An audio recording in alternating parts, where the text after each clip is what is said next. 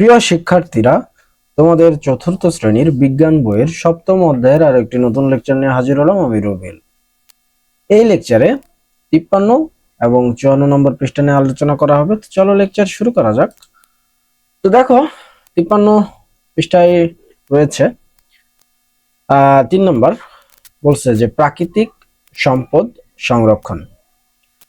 প্রাকৃতিক সম্পদের সুরক্ষা এবং পরিকল্পিত ব্যবহারই হচ্ছে সংরক্ষণ। তাহলে বলছে কি, প্রাকৃতিক সম্পদের সুরক্ষা এবং পরিকল্পিত ব্যবহারই হচ্ছে সংরক্ষণ। এখানে দেখো, প্রশ্ন করছে আমরা কিভাবে প্রাকৃতিক সম্পদ সংরক্ষণ করতে পারি। এই প্রশ্নের উত্তর আমরা সবার শেষে দিব। তো এখানে কিছু কাজ রয়েছে, দেখো কাজগুলা। কাগজের ঠোঙা তৈরি। 1 নম্বর বলছে যে উভয় পৃষ্ঠাতে লেখা শেষ হয়েছে এমন দুটি টুকরো কাগজ এবং আঠা নিয়ে নিচের ছবি দেখে একটি ঠোঙা তৈরি করি। কাগজের ঠোঙা কি কি কাজে ব্যবহৃত হয় তার একটি তালিকা তৈরি করি। কাজটি নিয়ে সহপাঠীদের সাথে আলোচনা করি। ঠিক আছে, তাহলে কাজ, এই ঠোঙাটা তোমরা নিজে নিজে ট্রাই করবা। আঠা এবং ওই যে লেখা জাতীয় কাগজ নিয়ে এটা নিজে নিজে করবা, তোমাদের কাজ। তো এখানে বলছে দেখো, সার সংক্ষেপ। প্রাকৃতিক সম্পদ সীমিত, তাই প্রাকৃতিক সম্পদ সংরক্ষণে আমাদের সচেষ্ট হতে হবে। আমরা বিভিন্ন উপায়ে প্রাকৃতিক সম্পদ সংরক্ষণ করতে পারি। যেমন এখানে বলছে দেখো, সম্পদের ব্যবহার কমানো। ঠিক আছে, এখানে প্রাকৃতিক সম্পদ সংরক্ষণের একটি ভালো উপায় হচ্ছে তা ব্যবহারে মিতব্যয়ী হওয়া। শক্তির ব্যবহার কমিয়ে বা বজ্র উৎপাদন কমিয়ে আমরা প্রাকৃতিক সম্পদ সংরক্ষণ করতে পারি। কি বলছে দেখো, আবার পড়ি। প্রাকৃতিক সম্পদ সংরক্ষণের একটি ভালো উপায় হচ্ছে তা ব্যবহারে মিতব্যয়ী হওয়া। যেমন ধরো, কথার কথা, পানি। ঠিক আছে, তাহলে কি করতেছ, পানি তুমি ট্যাপ চালাই দিয়ে তুমি পানিটা ব্যবহার না করে তুমি ধরো অন্য একটা কাজ করতেছ, তাহলে এই পানি কি একটি প্রাকৃতিক সম্পদ। এবার এই পানিটা কিন্তু কি হচ্ছে বলতো, ব্যয় হয়ে যাচ্ছে। তুমি যদি ওই পানি ছাড়ার আগে তুমি যে কাজ করতেছিলে বা করবে ভেবে সিদ্ধান্ত নিছো, সেই কাজটা যদি তখন করতে, তাহলে কিন্তু সেই পানিগুলো অপচয় হতো না।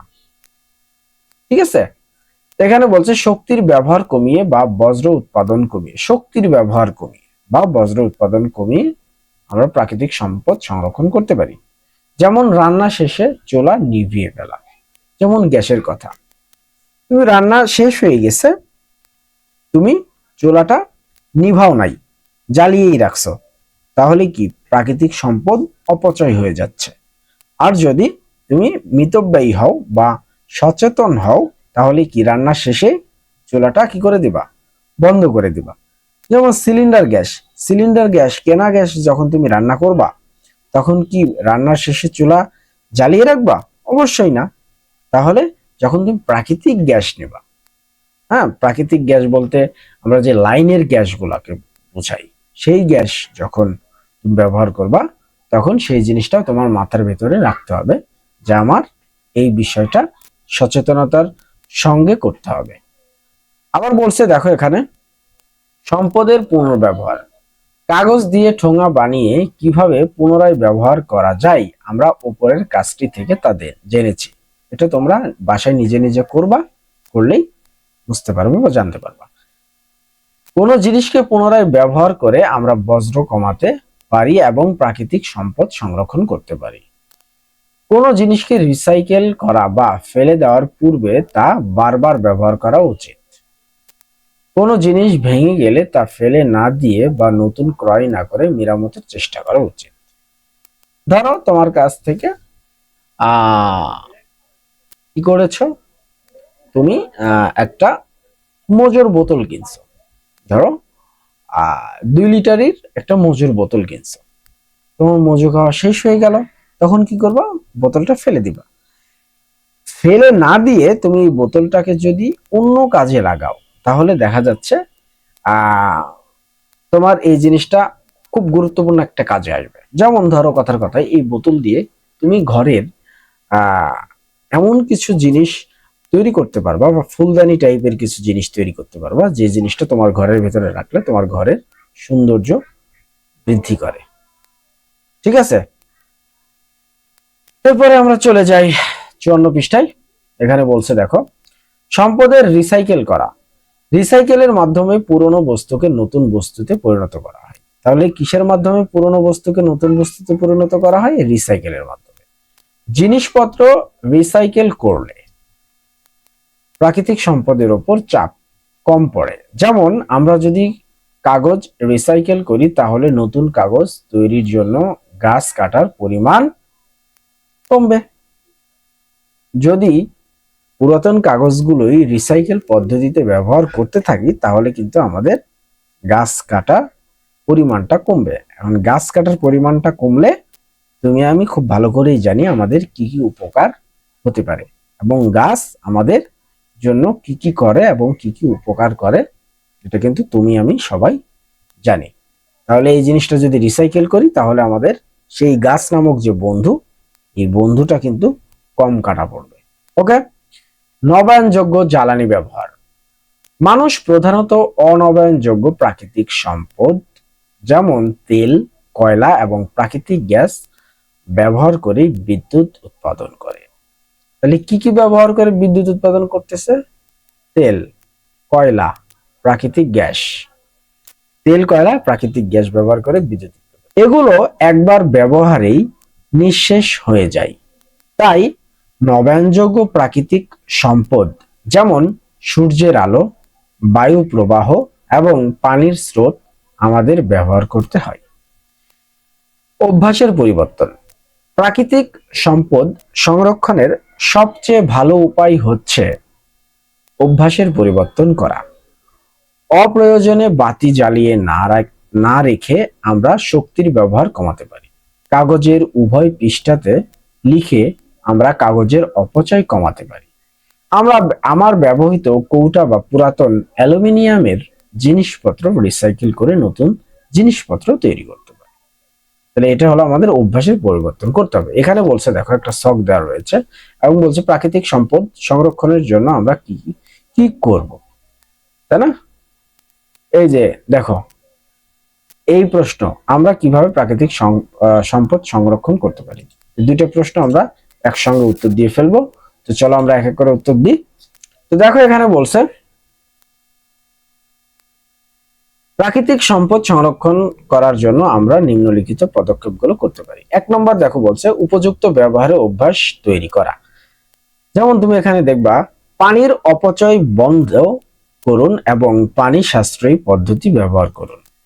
2 নম্বর, বিদ্যুতের অপচয় কমাতে শক্তি সাশ্রয়ী ডিভাইস ব্যবহার করুন। এরপরে বলছে 2 নম্বরে দেখো, পুনর্ব্যবহার বা পুনর্ব্যবহার। প্লাস্টিক, কাগজ এবং ধাতব সামগ্রী পুনর্ব্যবহার করুন। পুনর্ব্যবহারযোগ্য পণ্য ব্যবহার করুন, যেমন কাপড়ের ব্যাগ, কাচের বোতল।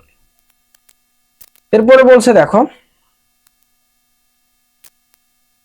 বৃক্ষরোপণ এবং বন সংরক্ষণ। বেশি বেশি গাছ লাগান এবং বনাঞ্চল রক্ষার জন্য স্থানীয় প্রচেষ্টায় যোগ দিন। অবৈধ বৃক্ষ কর্তন বন্ধ করতে সচেতনতা বৃদ্ধি করুন। তারপরে বলছে দেখো 4 নম্বর, পুনর্নবীকরণ যোগ্য, মানে পুনরায় নবায়নযোগ্য শক্তির ব্যবহার। বলছে সৌরশক্তি, বায়ু শক্তি এবং জলবিদ্যুৎ ব্যবহার করে জীবাশ্ম জ্বালানির উপর নির্ভরতা কমান। জীবাশ্ম জ্বালানির ব্যবহার কমিয়ে কার্বন নিঃসরণ হ্রাস করুন। ঠিক আছে, দেখো এরপরে বলছে কি, সচেতনতা বৃদ্ধি, স্কুল, কলেজ এবং সামাজিক অনুষ্ঠানে প্রাকৃতিক সম্পদ সংরক্ষণের গুরুত্ব নিয়ে আলোচনা করুন। সামাজিক যোগাযোগ মাধ্যমে প্রচার করুন। এটা তোমাদের না পড়লেও হবে, হ্যাঁ, এটা না পড়লেও হবে তোমাদের। দূষণ নিয়ন্ত্রণ, শিল্প ও যানবাহন থেকে নির্গত বজ্র এবং দূষণ কমানোর ব্যবস্থা করুন। প্লাস্টিক ও রাসায়নিক বজ্র যথাযথভাবে নিষ্পত্তি করুন। ঠিক আছে, এরপরে দেখো বলছে সবশেষ সাম্প্রদায়িক উদ্যোগ। এটাও তোমাদের লাগবে না, তোমাদের মূলত লাগবে উপরের গোলা। ঠিক আছে, তোমাদের লাগবে কোনগুলা? উপরের গোলা। এই যে উপযুক্ত ব্যবহার অভ্যাস, পুনর্ব্যবহার, বৃক্ষরোপণ, এই জিনিসগুলা বা এই যে পুনরায় নবায়নযোগ্য যে শক্তি, এই জিনিসগুলো, অর্থাৎ এই চারটা তোমাদের পড়লেই হবে। দেখো, একটা, এই দুইটা, এই তিনটা, এই চারটা, এই চারটা তোমরা পড়ে তোমরা এই যে এই শখটা যে দিচ্ছে তোমাদের, হ্যাঁ, এই যে শখ দেখায় তোমাদের, এই যে এই শখে তোমরা লিখবা কোন চারটা পড়ে। এই যে এই চারটা তোমরা ভালো করে পড়ে নেবা, এখান থেকে শুরু করে একদম যে পর্যন্ত সুন্দর করে পড়ে নিয়ে তোমরা শখটা পূরণ করবা। আমরা যদি আরো একটু চিত্রের মাধ্যমে বিষয়টি একটু দেখি, দেখো এখানে বলছে, দেখো উপযুক্ত, দেখো প্রথম চিত্রে বলছে কি, দেখো প্রথম চিত্রে বলছে যে উপযুক্ত ব্যবহার অভ্যাস, অর্থাৎ আমি এই ট্যাপ ছেড়ে দিয়ে আমি অন্য কোথাও চলে যাব না বা অন্য কোনো কাজ করব না, ট্যাপ ছেড়ে দিব, পানির যে কাজটা আমার লাগে তখন সে কাজটা আমরা করে নিব, দেন আমরা ট্যাপটা কি করে দেব? বন্ধ করে দেব। এরপরে দেখো দ্বিতীয় চিত্রতে, দেখো একটি ছেলে কি করতেছে? গাছ লাগাইতেছে। তাই দেখো আমরা কি করব? বৃক্ষরোপণ এবং বন সংরক্ষণ, আমরা বেশি বেশি বৃক্ষরোপণ করার মাধ্যমে আমরা প্রাকৃতিক সম্পদ সংরক্ষণ করতে পারি। এরপরে দেখো 3 নম্বর চিত্রে যদি তুমি তাকাও, দেখো পুনর্ব্যবহার, অর্থাৎ একটি জিনিস তুমি ফেলে না দিয়ে, নষ্ট না করে, সেটা রিসাইকেলের মাধ্যমে তুমি আবার পুনরায় সেই জিনিসটা ব্যবহার করতে পারো। এরপরে বলছে দেখো এই যে বিদ্যুৎ শক্তি, সৌরশক্তি, এই জিনিসগুলো তুমি কি করতে পারো? ব্যবহার করতে পারো। ওকে, তো দেখো এই 4টা চিত্রের মাধ্যমে আমরা সেই জিনিসটা বোঝানোর চেষ্টা করছি। তো আশা করি এই লেকচারটি তোমাদের অনেক হেল্প করবে। ধন্যবাদ সবাইকে।